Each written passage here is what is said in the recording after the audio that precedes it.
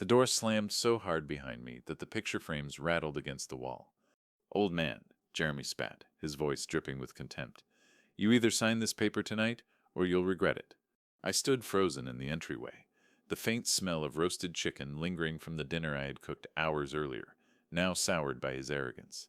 The crumpled legal document shook in my hands. My daughter Emily sat silently at the dining table, her eyes darting between us, wide and uncertain, like a child caught between two storms. The paper Jeremy wanted me to sign was a transfer of property deed. My house, the very house Emily had grown up in, the one I built with calloused hands and late-night labor after double shifts. He wanted me to hand it over, claiming it was for the family's future. "Jeremy," I said, my voice steadier than I felt, "this house is not for sale, not for transfer, not for negotiation." He smirked, leaning closer so I could see the reflection of the chandelier glinting in his cold gray eyes. "You're slipping, Clark. Everyone can see it. You forget things. You leave the stove on. Maybe it's time to let people who know what they're doing handle your affairs." Emily's face flushed with shame, but she didn't speak. That silence cut deeper than his words. My daughter, the girl who once clutched my hand during thunderstorms, was now siding with the man trying to strip me of everything I had left. I gripped the edge of the table, my knuckles white. Don't give her so much that she forgets to be grateful. My late wife's words echoed in my mind, a whisper of warning I'd ignored too many times.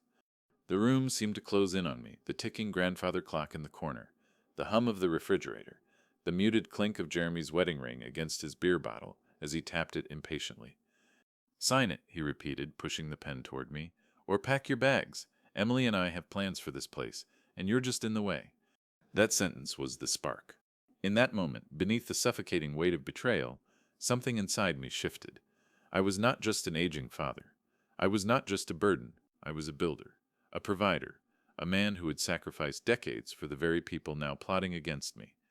Jeremy thought he could intimidate me into surrender. He thought he was the mastermind, the one pulling all the strings. But he had underestimated the wrong man. Because I wasn't going to break. Not this time. And when I was done, he would wish he had never tried to outsmart me. The silence after Jeremy's threat stretched across the room like a crack in glass, waiting to shatter. I looked at Emily, my only daughter, my pride, my reason for breathing since the day she was born, and all I saw was hesitation. She didn't meet my eyes. She couldn't. I stepped back, clutching the papers Jeremy had shoved at me, and for a moment the weight of years pressed down hard. The kitchen still smelled faintly of roasted rosemary chicken, the meal I'd spent hours preparing for them, but it tasted like ash in my memory now. I turned toward the mantel in the living room, where a framed photo of Martha, my late wife, watched over us. Her soft smile, her knowing eyes frozen in time. She had always been the steady one, the voice of reason when my temper got the better of me, and now her voice was only a whisper in my head. Don't give her so much that she forgets to be grateful. My hands trembled as I set the deed papers down on the coffee table. I remembered the day Martha and I first signed the mortgage. My fingers had been blistered from weeks of overtime at the mill, but my heart was light because we were building something lasting. I'd promised her this house would always be safe for our family, a fortress against the world. And now my daughter's husband wanted to turn it into an investment property, a number on a spreadsheet, a pawn in his game. I sat down heavily in Martha's old recliner, the leather cracked and worn smooth from years of her reading there in the evenings. My chest tightened with memories. Emily, age 6, had once crawled onto her mother's lap in this very chair, clutching a ragged teddy bear, and whispering, "Mommy, will Daddy always keep us safe?" And Martha had answered without hesitation, "Always. That's what your father does." Tears stung my eyes, not from weakness but from the bitter irony. That little girl, the one who believed her father was unshakable, now sat across the room letting her husband call me useless. The house around me wasn't just walls and paint, it was history etched into every corner. The faint scuff marks on the hallway where Emily learned to ride her scooter indoors one rainy spring. The kitchen counter still nicked from the night she tried to help me carve the Thanksgiving turkey. The faint smell of Martha's lavender detergent still lingering in the upstairs linen closet. Jeremy saw none of that. To him, it was just square footage, just value, just leverage for his next big move. I leaned forward, pressing my palms against my knees, forcing my breath steady. I had worked 40 years to provide, to give Emily everything she could need, college tuition, her dream wedding, even covering her rent when Jeremy lost his job for restructuring. Every time I told myself it was what a father should do, That sacrifice was love. But love had turned into expectation. Expectation had curdled into entitlement. And entitlement had led me here, being told I was in the way in my own house. I stared again at Martha's photo, at the silver frame catching the dim lamplight. You promised me you'd be strong, I imagined her whispering. You promised you wouldn't let anyone take advantage of you. My jaw tightened. I wasn't broken. I wasn't weak. And I wasn't alone. Not really, because every nail, every board, every dollar of this house carried Martha's spirit and mine. Jeremy thought he was clever, manipulating Emily, circling me like a vulture, waiting for the right moment to pounce. He thought age had dulled me, that grief had softened me, that I was too tired to fight back. But he had miscalculated. I rose from the chair, my legs unsteady, but my will solid. I picked up the deed papers again, but this time I didn't see them as a trap. I saw them as fuel, a reminder, evidence of just how far Jeremy was willing to go. Clark! Emily's voice was tentative, almost childlike, as if she sensed the shift in me. I looked at her, really looked at her, and saw the daughter I'd nearly lost to her husband's poisonous influence. My heart ached, but beneath the ache was fire. This wasn't the end. It was the beginning. And Jeremy was about to learn exactly what it meant to underestimate me. The next morning, I awoke to the smell of coffee drifting faintly from the kitchen. For a fleeting second, I thought it might be Martha, humming softly the way she used to while pouring my cup. But when I opened my eyes, reality slammed back. Martha was gone, and the only sounds downstairs were Jeremy's heavy footsteps and Emily's muffled voice. I shuffled toward the stairs, the carpet cool beneath my bare feet, when I heard him. It's simple. Once your dad signs the deed, we sell the place, and we're free. No more babysitting him. No more wasting money on his bills. Free, babysitting, that's how he saw me. Not as the man who had built this house, not as the father who had carried Emily on his shoulders, but as a burden he couldn't wait to be rid of. Emily's voice wavered. But Jeremy, it's still his home. It's where I grew up. Exactly, he snapped. That's why it's valuable. Emotional buyers will pay even more for a house with history. We'll list it high, and by the end of the year we'll have enough to finally buy that property in Aspen. Don't you want that? Don't you want a fresh start without him hovering around? My stomach twisted. A fresh start. To him I was an obstacle, not family. I gripped the banister, my nails biting into the polished wood I had sanded myself 25 years ago. For a moment I considered storming into the kitchen, tearing up the papers in front of him, shouting until the walls shook. But I stopped. No, that's what he wanted to see me flustered, to confirm his lie, that I was slipping, unstable, incapable. If I exploded, he'd use it as proof that I wasn't fit to live here anymore. Instead, I stepped silently back, retreating to my study. The old oak desk creaked as I pulled open the bottom drawer, revealing a folder of documents Martha had insisted we keep organized.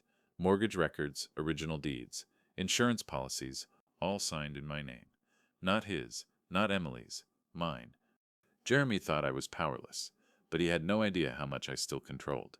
He hadn't factored in my patience, my memory, my ability to prepare quietly, carefully. The breaking point wasn't Jeremy's words. It was Emily's silence, the way she hadn't defended me when he called me a burden, the way she looked away instead of standing up for the man who had given her everything. That silence carved deeper than any insult. I closed the drawer with deliberate care and sat in Martha's chair by the window. Outside, the autumn leaves rattled in the breeze, their colors fiery and alive, refusing to wither quietly. I would be like those leaves, brilliant before the fall, refusing to go unnoticed. Jeremy thought he could erase me, strip me of dignity, reduce me to a footnote in the life he was crafting for himself. But he had underestimated the quiet fury of a man who had nothing left to lose. That morning, as the sunlight caught the silver frame of Martha's photo, I made a vow. I would not fight Jeremy with shouting or fists. I would fight him with patience, intelligence, and precision. I would let him believe he had won until the moment everything collapsed under him. And when that moment came, he wouldn't just regret underestimating me. He would remember it for the rest of his life. That night, I sat alone in my study, the glow of the desk lamp throwing long shadows across the walls. The papers Jeremy had pushed into my hands earlier lay spread out in front of me. Every time I looked at his smug scrawl where he'd signed his name at the bottom like he already owned the place, I felt heat rising in my chest. And yet, when I closed my eyes, I didn't see Jeremy. I saw Emily. Her face when she was 5, covered in chocolate frosting, as she proudly handed me the lopsided cake she'd tried to bake. her tearful eyes when I dropped her off at college, whispering, "Promise you'll call me every Sunday, Dad." Her laughter the day I walked her down the aisle, my chest swelling with pride as I handed her to the man now trying to dismantle my life. How had it come to this? A storm of questions churned in my head. Had I failed as a father? Had I been too soft, too generous, letting her believe love meant sacrifice without limits? Was I about to lose my daughter completely if I fought back? The doubts pressed down on me, heavy as concrete. Jeremy was manipulative, yes, but Emily wasn't blind. She must see what he was doing, and yet she stayed silent. Was it fear? Loyalty? Or had my own daughter truly chosen him over me? I leaned back in Martha's chair, staring up at the ceiling, listening to the faint creaks of the house around me. Every sound was familiar, yet tonight it felt foreign, like the house itself was holding its breath. My mind wandered back to Martha's last days. She had gripped my hand with what little strength she had left and whispered, "Clark, promise me you won't let anyone take advantage of you. Promise me you'll stand your ground." But was I standing my ground, or destroying what little relationship I still had with Emily? The weight of loneliness pressed harder. I imagined a future where she cut me out completely, where birthdays and holidays passed without her voice, where this house became a tomb of memories rather than a home. The thought nearly broke me. For a brief, painful moment, I considered giving in, signing the papers, letting Jeremy have his way, just to keep Emily close. Maybe, I told myself, peace was worth more than pride. But then I glanced at Martha's photograph on the desk. The determination in her eyes was unmistakable, even frozen in that old picture. She would never forgive me for surrendering everything we built. And slowly, the doubt began to shift. This wasn't just about property. It wasn't just about pride. It was about teaching Emily, reminding her that her father wasn't a man to be erased or manipulated. That family meant respect, not exploitation. I exhaled, the weight lifting just slightly. My heart still ached with uncertainty, but beneath it, a plan was forming. I would let Jeremy think I was wavering. I would let him believe he had me cornered. But deep inside, the decision had already been made. I would not surrender. Not my house. Not my dignity. Not the legacy Martha and I built together. Have you ever been in that moment where your whole world feels like it's collapsing and you have to decide fight back or give in? That's where I was, staring at those papers, feeling like my daughter was slipping further away with every second. I want to ask you something. If you were in my shoes, would you sign the deed just to keep peace in the family? Or would you fight for everything you built, even if it meant risking your daughter's love? Tell me in the comments. I really want to know what you'd do. Because in my case, that decision would change everything. And soon, Jeremy was about to realize he had pushed me too far. The following week, Jeremy strutted around the house like he already owned it. He had that arrogant swagger in his step, the kind that made my stomach tighten with restrained fury. He rearranged furniture without asking. He made comments about updates and renovations as if my home were a broken project, waiting for his golden touch. One afternoon, I walked into the living room to find him standing by Martha's china cabinet, her most treasured possession, running his fingers across the glass. "This old thing will have to go," he said casually, not even looking at me. I froze. "That cabinet stays." Jeremy smirked, turning toward me with mock sympathy. "Clark, you can't hold on to the past forever. Sometimes you've got to clear space for the future." I wanted to shout, to grab him by the collar and throw him out, but instead I clenched my jaw. Silence was my weapon. He thought my silence was surrender, but really it was the sharpening of my blade. Emily walked in then, her eyes flicking nervously between us. "Jeremy, maybe leave it for now. Dad's attached to it." He laughed, low and derisive. "That's the problem, Em. He's too attached. That's why he's a liability." Liability. The word echoed through me like a gunshot. I turned away, not trusting my voice, and climbed the stairs slowly, each step creaking under my weight. In my room, I pulled out Martha's photo and whispered, "They think I'm weak, love. They think I've forgotten how to fight. But they'll see." That night, after they had gone to bed, I sat at my desk and spread out documents under the glow of the lamp. Bank statements, deed copies, old insurance policies, every record Martha and I had carefully stored over the years. I wasn't just refreshing my memory. I was preparing my arsenal. Jeremy thought he was cunning, but his arrogance blinded him. He didn't know that legally the house was mine alone. He didn't know about the clause in the insurance policy that protected me in case of undue influence. He didn't know that the retirement funds he assumed were dwindling, were actually invested carefully, quietly, beyond his reach. But soon he would. The days that followed tested my patience. Jeremy began speaking about me as if I wasn't even in the room. Once Clark moves out, we can finally. After the sale, we'll have enough to. Every sentence cut deeper, but each cut only steeled my resolve. One evening, I overheard him on the phone in the backyard, pacing in the glow of the porch light. Yeah, it's as good as done, he was saying, his voice full of smug confidence. The old man is breaking. He'll sign any day now. Emily's already softening him up. By Christmas, we'll have the cash ready for Aspen. Trust me, I've got this in the bag. The bag. He spoke about my life, my home, as if it were just another deal. I stepped back into the shadows, heart pounding, but my face calm. Let him think he was winning. Let him dig his own grave deeper with every boastful word. Inside, Emily sat at the kitchen table, scrolling on her phone. She looked up when I walked in, her expression guilty, almost apologetic. For a moment, I thought she might say something, might stand up for me at last, but instead she lowered her gaze. I walked past her in silence. But inside, a storm was raging. Jeremy thought he was orchestrating everything. He thought I was an old man too tired to resist. But every step he took, every arrogant word he uttered, only fed the fire inside me. And soon that fire would consume him. The tension in the house grew heavier with each passing day, like storm clouds gathering before a downpour. Jeremy's arrogance blossomed into full control. He strutted into my study uninvited, opened drawers as if they already belonged to him, and even started talking about converting my basement into his home office. Don't worry, Clark, he said one afternoon with a grin. Once everything's official, you won't have to worry about this place anymore. We'll make sure you're comfortable. The way he said comfortable chilled me, like he was already imagining me locked away in some nursing home, forgotten. Emily's silence cut the deepest. She never openly sided with him, but she never defended me either. Her loyalty to her husband weighed against her love for her father, and slowly I realized she was tipping the scale in his favor. One evening, I found her sitting on the porch swing, her face pale in the moonlight. I sat beside her, the cool autumn breeze carrying the faint scent of pine. Emily, I said softly, do you remember when you were 10, and you begged me to build you that treehouse? You said you wanted a place that was yours, a place you could feel safe. She smiled faintly, eyes distant. You built it in a week, even though it rained half the time. I built it because you needed to know I'd always protect you. That hasn't changed. Her eyes welled up, but she said nothing, just stood and went back inside. That was when I understood. Jeremy had gotten into her head, twisted her sense of loyalty, and if I didn't act soon, I'd lose her completely. The next day, Jeremy brought a notary to the house. Bold, arrogant, certain. This is just a formality, he said, sliding the deed papers across the table toward me with a pen. Let's make it official, Clark. Time to move on. The notary, a young man in a navy suit, looked at me expectantly. Jeremy leaned back, smirking. Emily stood frozen near the doorway, biting her lip. My hands hovered over the papers. The pen felt heavy between my fingers.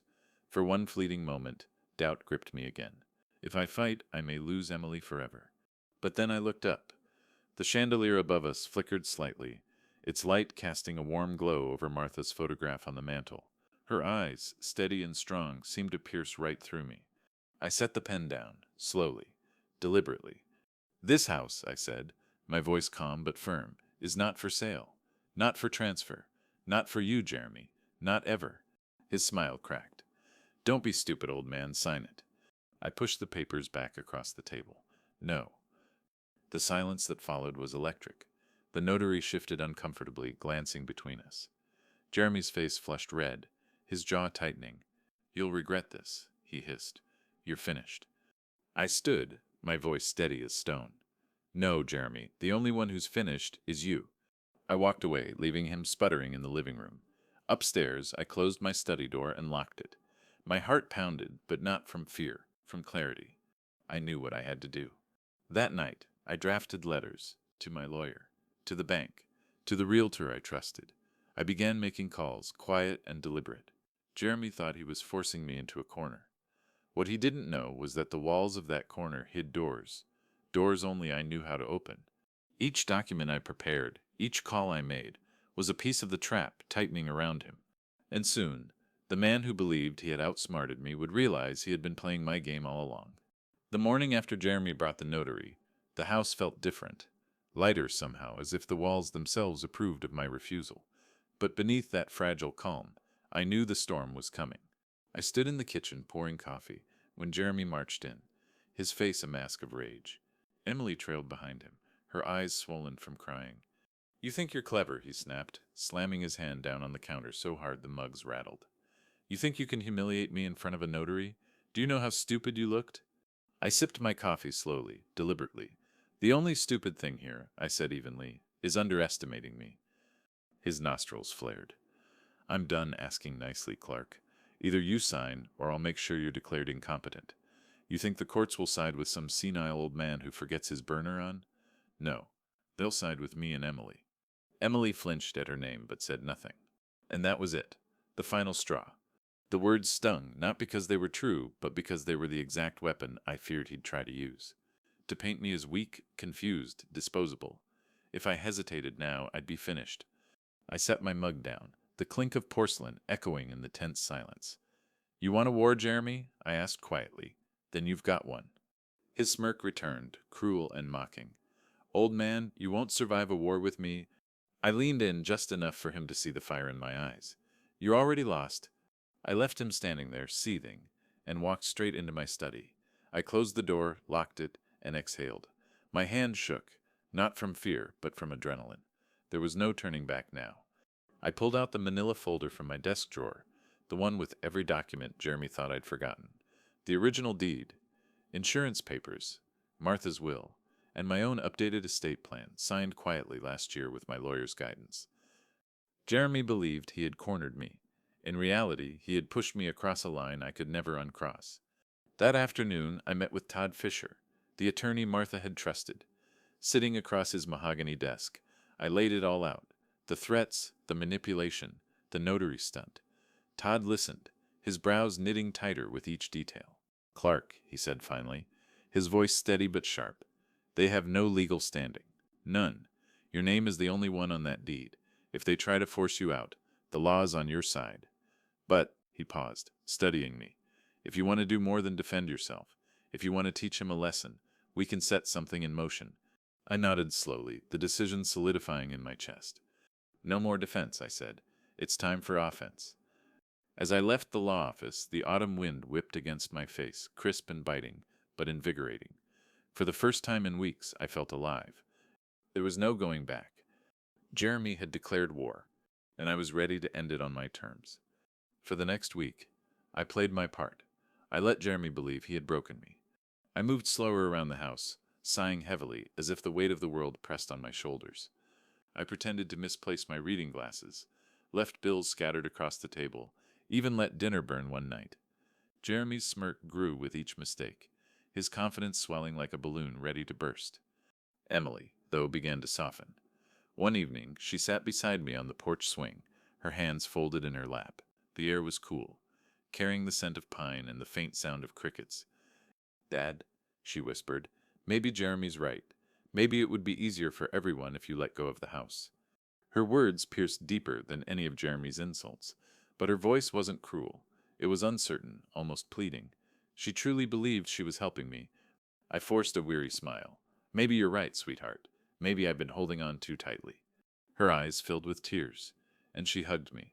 For the first time in weeks, I felt my daughter's warmth again, and for a split second I wanted to believe it. To believe that if I gave in, maybe I'd still have her. The next day, Jeremy came home early with a bottle of champagne. He popped the cork in the kitchen, foam spilling onto the counter as he poured 3 glasses. "To new beginnings," he said smugly, handing one to Emily and one to me. I raised mine, meeting his eyes. "To new beginnings," I echoed. He grinned like a man who believed he'd already won. Emily smiled faintly, relief softening her face. For the first time, the house didn't feel like a battlefield. It felt almost peaceful. That night, Jeremy cornered me in the hallway. "Smart move, Clark. I knew you'd come around. We'll get this all wrapped up next week." I nodded, feigning defeat. "You're probably right. Best to get it over with." He clapped me on the shoulder like a conquering hero and walked away whistling. But as soon as he was gone, I entered my study and closed the door. The mask of defeat slipped off, replaced by the steel of resolve. On my desk sat a sealed envelope, my counterstrike prepared with Todd Fisher's help. Jeremy thought next week would bring him victory. What he didn't know was that it would bring him ruin. For now, though, I let him bask in his illusion. I let Emily breathe in her fragile hope that peace had returned. But inside, I knew the truth. This was only the calm before the storm. And when the storm broke, Jeremy wouldn't just lose his little game, he would lose everything. The following Monday, Jeremy strutted into the kitchen with a smug grin, a folder tucked under his arm. Emily trailed behind him, nervous but silent. "It's time, Clark," he announced, dropping the folder onto the table with a thud. "Sign this, and we can all move forward." I picked up the folder, flipping through the pages with deliberate slowness. The documents were clean, typed, notarized. His last push to seize everything. But what Jeremy didn't know was that while he was busy planning my downfall, I had already moved the board pieces behind his back. I closed the folder and looked him dead in the eye. "Jeremy, you should sit down." He laughed. "No need for drama. Just sign. Sit down." My voice cut through the room like steel. "So—" Emily's eyes darted between us, her breath quickening. Jeremy finally pulled out a chair and sat, his smirk faltering. I reached into my briefcase, the one I hadn't carried in years, and slid an envelope across the table. "Read it." Jeremy frowned, tore it open, and scanned the contents. At first his expression was bored, dismissive, then his brow furrowed, his lips parted, the color drained from his face. This isn't possible." "Oh, it's very possible," I said, my voice calm. "That is the finalized sale agreement. As of last Friday, this house is no longer mine to sign away. It belongs to a private trust, controlled entirely by me. Every cent from the sale is locked where you will never touch it. And if you so much as breathe wrong in this house, I can have you removed as a trespasser." Jeremy's hands shook as he flipped through the pages, desperately searching for a loophole. Emily gasped, covering her mouth. "You sold the house?" she whispered. "No," I corrected gently, turning to her. "I protected it. This house is still mine, but now it's shielded. Legally, financially, completely. Jeremy can't touch it, ever." Jeremy slammed the papers onto the table. "You conniving old—" "Careful," I interrupted, my tone low but sharp. "Remember who you're speaking to. I may be old, but I'm not powerless. And now, Jeremy, you are." The room was thick with silence. Emily's tears spilled over as realization hit her.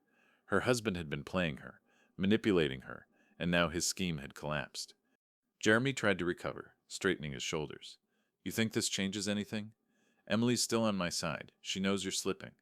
But Emily's voice cut through the tension, trembling yet firm. "No, Jeremy. What I know is that my father just outsmarted you. And you made me doubt him." Jeremy's jaw dropped, his confidence shattering. For the first time, I saw fear flicker in his eyes. I leaned back in my chair, folding my hands. "This was never about money, Jeremy. It was about respect, something you'll never understand. But you'll remember this moment for the rest of your life. Have you ever been underestimated, treated like you were weak, invisible, or replaceable, only to prove that you were stronger than anyone imagined?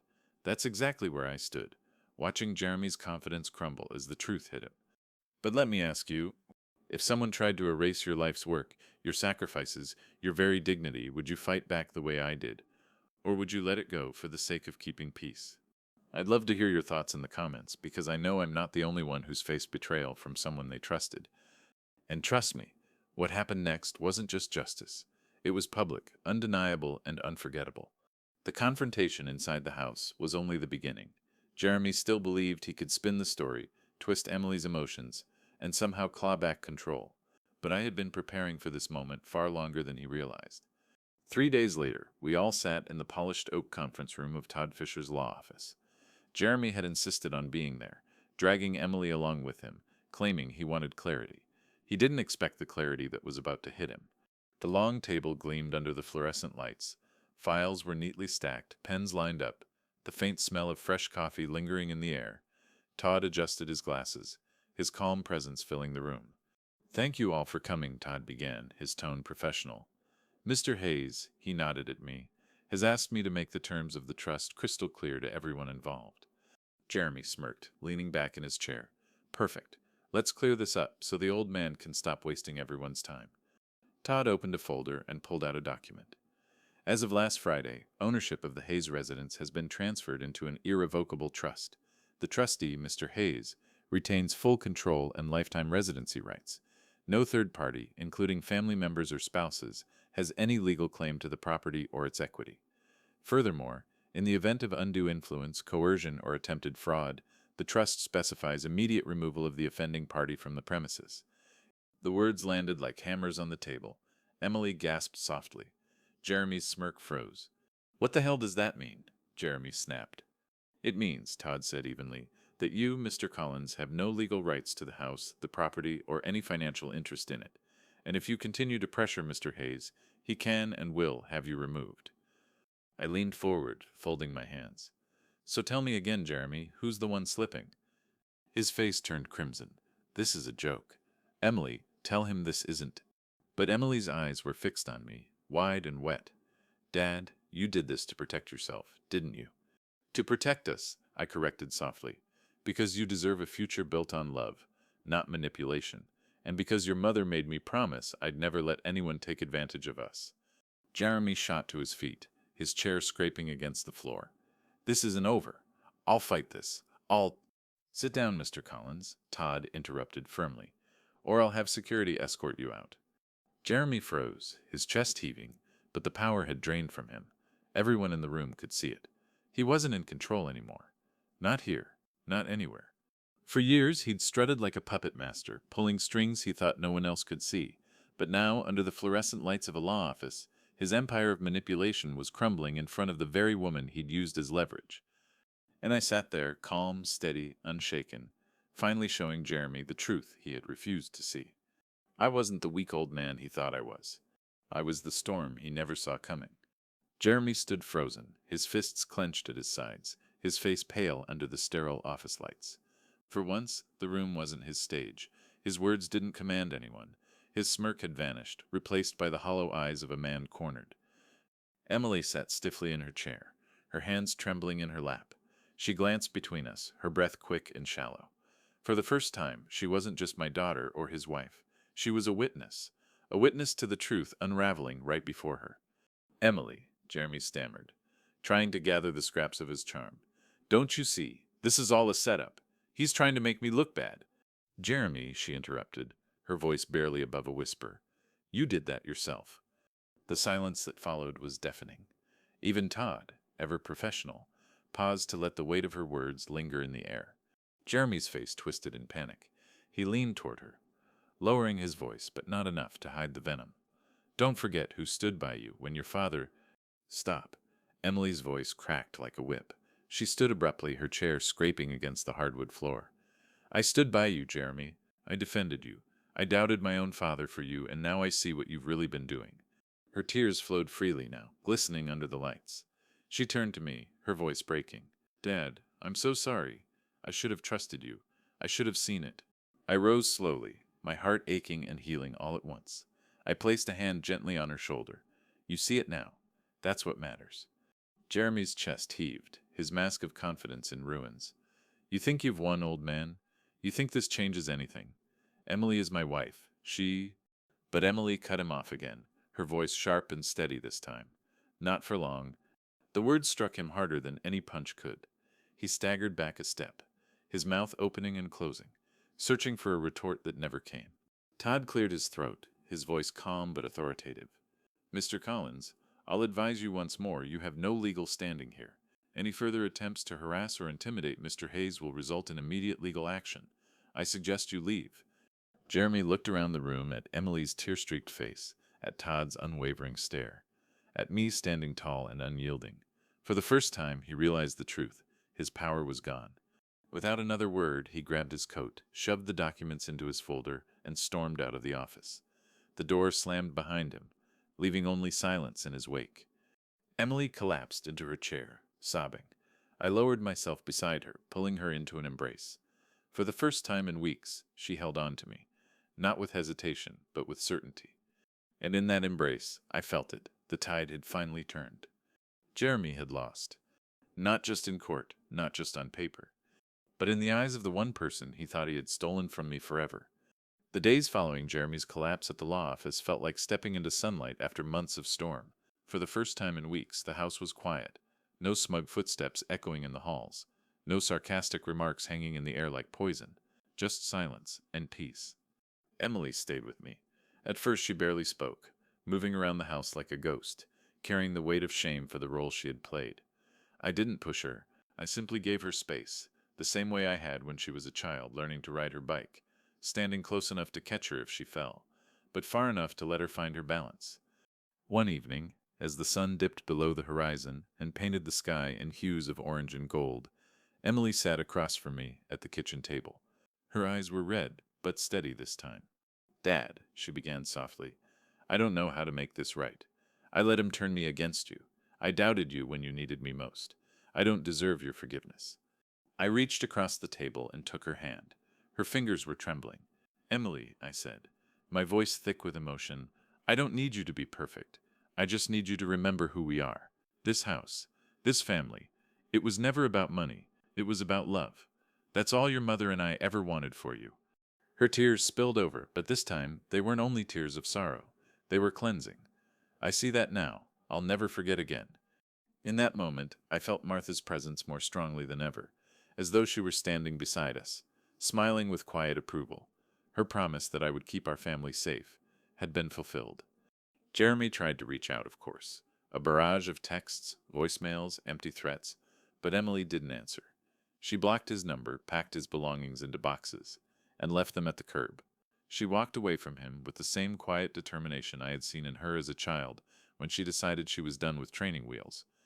The house felt alive again. The faint scent of lavender from Martha's old linens returned. The grandfather clock's ticking sounded like a heartbeat instead of a countdown. Even the air felt lighter, as if the walls themselves had exhaled in relief. One afternoon, Emily and I stood on the porch, watching the autumn leaves scatter across the yard. She slipped her arm through mine and rested her head on my shoulder. "Dad," she whispered, "thank you for not giving up on me. On us." I swallowed hard, my throat tight. That's what fathers do. We fight, even when it feels impossible. Especially then. She smiled through her tears, and for the first time in a long while, I saw the little girl who once clutched my hand during thunderstorms, trusting me to keep her safe. The battle was over, Jeremy was gone. And though scars remained, something far stronger had taken root in their place: renewed trust, unshakable love, and the unbreakable bond between a father and his daughter. The house stood tall around us, not as a battlefield anymore, but as a sanctuary, a fortress, a home. And I knew, as the last leaves fell, that Martha's spirit was smiling down on us, proud that her family had survived the storm, and stronger for it. The weeks turned into months, and with Jeremy gone, life slowly found a new rhythm. The house, once heavy with tension, now carried a different energy, calm, restorative, almost sacred. Each creak in the floorboards, each ticking beat of the grandfather clock, each faint whiff of lavender from Martha's old linens felt like a reminder that this place had endured, and so had we. Emily began spending more time with me, at first out of guilt, then out of genuine love. She cooked dinner with me in the kitchen, fumbling over recipes Martha had perfected. We laughed when the roast came out too dry, or when the pie crust collapsed, the kind of laughter that loosened old wounds and stitched them back together. One evening, as we sat on the porch swing, Emily confessed something I'll never forget.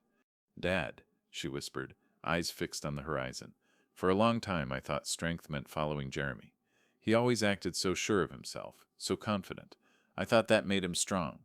But now I see it. It wasn't strength. It was control. Real strength was yours all along.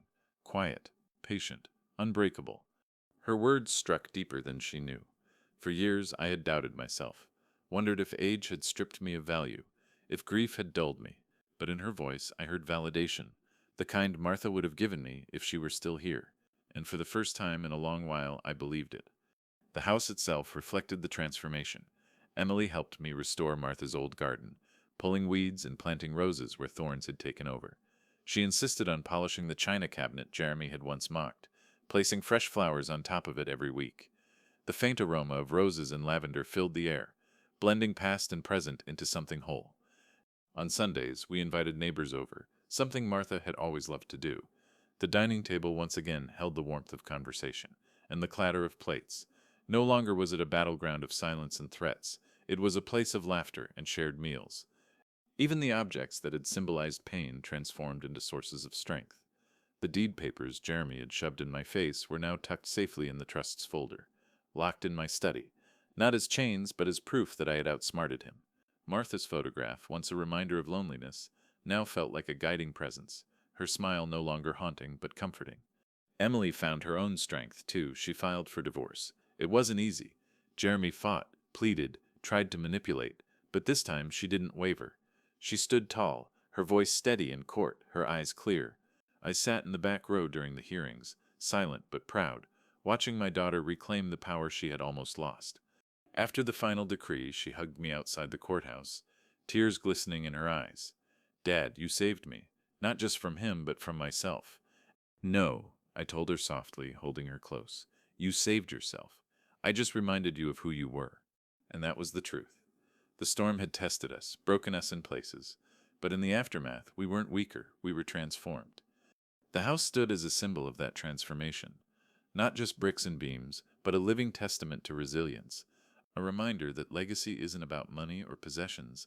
It's about love, endurance, and the strength to rise again after being brought low. Sometimes, in the quiet evenings, I'd sit in Martha's old chair with a cup of tea, listening to the sounds of Emily humming in the kitchen, and I'd smile. Jeremy had thought he could erase me. He thought he could outsmart me. But instead, he had given me something far greater than revenge. He had given me back my daughter, and that was the sweetest justice of all. Looking back now, I realized something powerful. Revenge wasn't about destroying Jeremy. It was about reclaiming myself. He thought he could strip away my dignity, my home, even my bond with Emily. But in the end, all he did was awaken the strength I had forgotten was still inside me. Sometimes life puts us through storms, not to break us, but to remind us of what truly matters. For me, it wasn't just about saving a house. It was about saving my daughter, and proving that even when people count you out, you are never truly powerless. Now I want to ask you, have you ever been underestimated, only to rise stronger than anyone expected? Share your story in the comments. I'd love to hear it. And remember, never let anyone decide your worth.